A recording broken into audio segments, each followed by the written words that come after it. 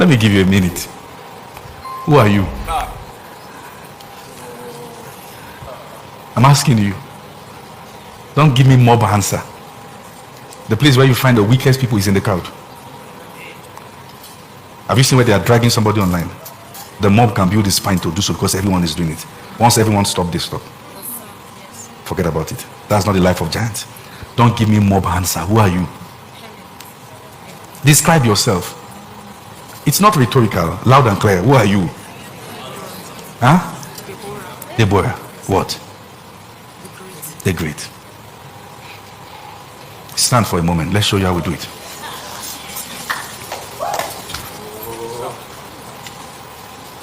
Are your imaginations intact? What's your name? You are not even calling that name like it matters. I'm asking you, what's your name? What have you seen? Jeremiah said, the word of the Lord came to me, saying, Son of man, what seest thou? And he said, I saw the shoot of an almond tree. Amplified said, the sign and the symbol, the emblem of alertness, blossoming in late winter. And God said, you have seen well. If I will watch over my words to perform it. So I'm asking you, who are you?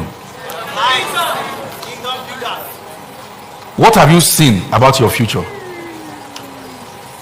Think about it. This is when you will know whether you have even seen something or not. What have you seen? Think about it.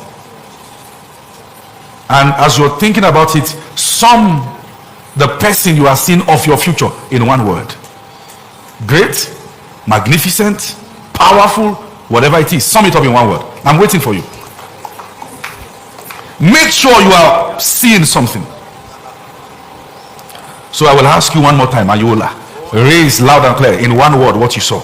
But now think. Meditate. What has the Lord been showing you? What has he been saying to you?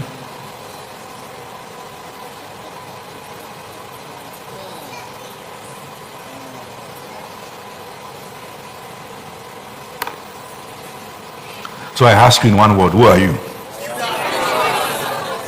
Huh?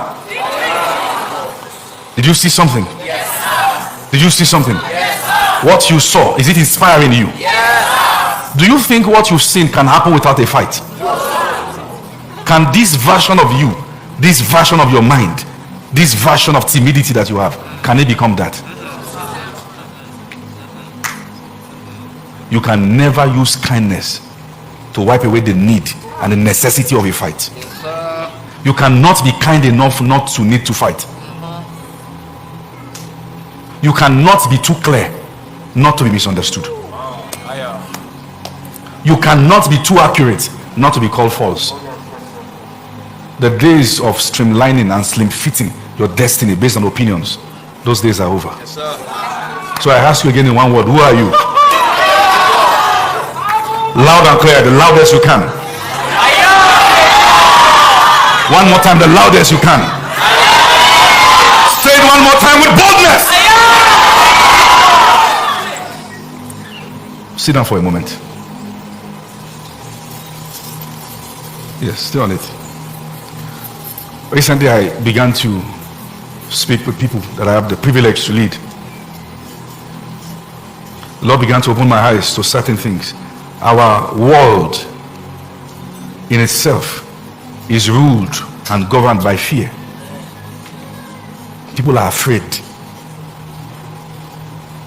One time in NYSC camp, no, not camp, POP day,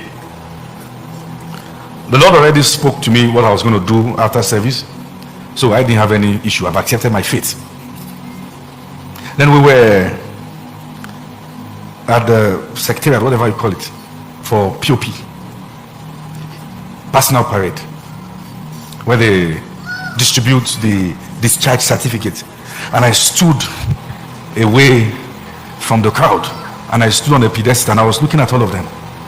And for the first time, all the good looking boys and girls, I saw something else that day. I saw fear. I saw uncertainty. And wherever you see fear, you will most likely see desperation. And I saw it. And I've seen it again and again, even in ministry. Our world is governed with fear. Businesses are built around fears. In fact, one of the simple proof that our world is governed by fear is trends. The reason why you join trends is because you don't want to be the odd one out.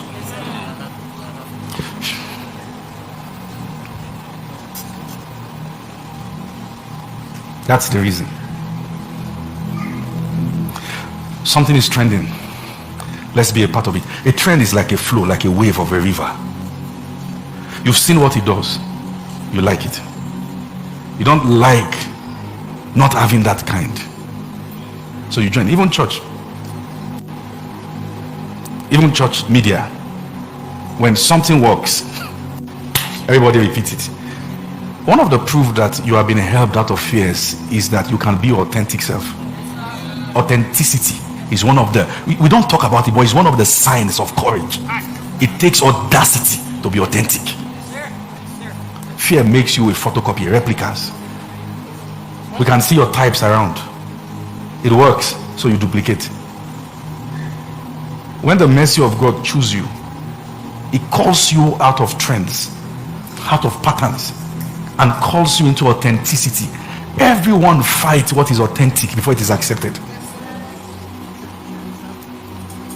The first response to your uniqueness will not be cheering and clapping.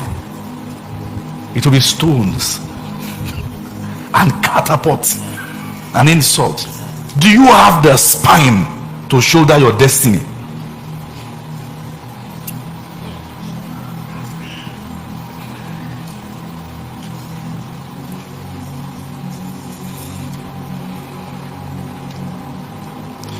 Let me see.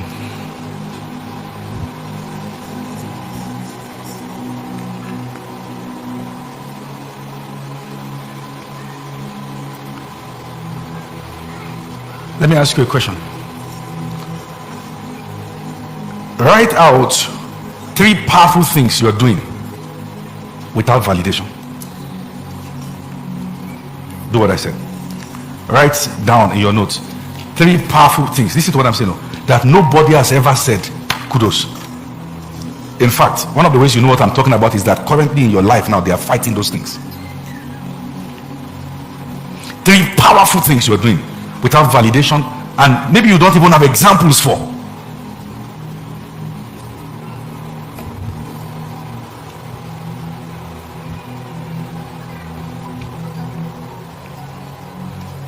And that brings you into awareness that maybe you have aborted different visions because they didn't see it, they didn't recognize it, they didn't want it, they didn't approve of it.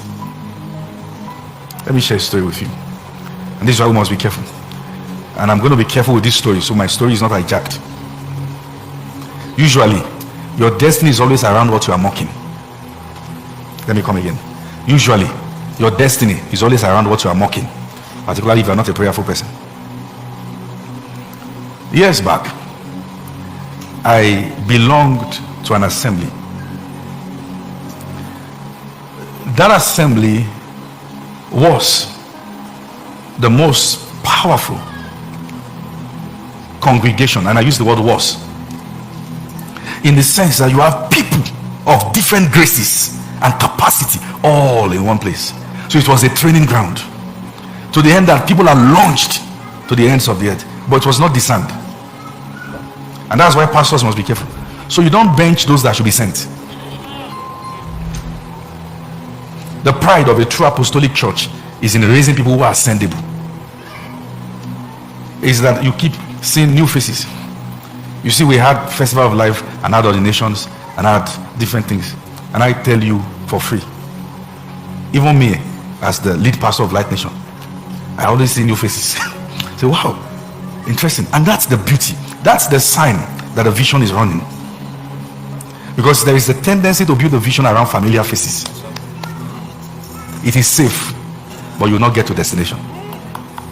You need fresh ideas, fresh minds, and it comes with fresh troubles. So you have to choose your package. Familiar faces, but you'll be still, but you'll be safe. Or fresh ideas, new faces, plus the familiar one. You get your destination, but you fight. Your heart will break, you'll be betrayed, You've misunderstood, or you'll get there. So, somehow, I observed that religion had mixed with what God was doing in that assembly. I wish I can go back now in past and help people, but I saw certain things that they were not seeing. I discerned early that the reason why God had brought people with all this kind of grace together is to use this place as a training camp, and the pastor over that place will be an apostolic father of many graces. You saw my spiritual father came here doing Festival of Life. That I didn't go to meet my spiritual father for fathering. I went to meet him for mentoring. And I discerned that there's something here. So I said, I'd like to be accountable. But before that time, the pastoring that assembly of young people, when I heard the new pastor was being transferred, I remember going on my knees for over 3 hours in the sun. I prayed, let the man come in, be a true father that will be able to father all of us. But the man that came wasn't secure. If you are not secure, you'll be a Saul. You'll kill the David that should refer to you as a father. So, seed of bitterness was sown in people. And they began to throw words that was killing ministries. More like, God can't call you to start anything. And I saw people who, out of the spirit of politeness, were taking the vision, the pregnancies of their calling, and were taken to places they will stab it. Don't be that polite. Don't be that polite. Guard it. That's what your life is about. Guard it. But make sure you are not in rebellion. You must discern a manipulative environment. And I was praying to God. Oh God, and God was showing me visions about the future. I want to go and raise my end time armies. I want to go and raise this and do that. I was praying, and every time I come to church, I observe that there were silent jabs killing those visions, and people were exposing their minds to it. And they would say, yes, tell them. Who are the them? They were talking about me, because I was the only one bold enough to be doing something. Tell them. Oh boy, this calling will make you look like a rebel. And I was so hated. I was hated with perfect hatred, relegated to put place in the toilet, from being the pastor of that place to washing the toilet, and those I pastored as my pastor. He was there.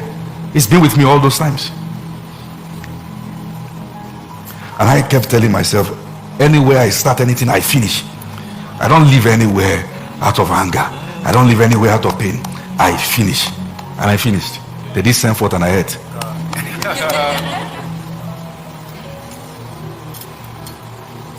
And many of those who were saying, tell them then, were supposed to arise at the same time. By the time they were coming to their senses to try to catch up, the train had moved far. They were mocking an example. Don't mock an example.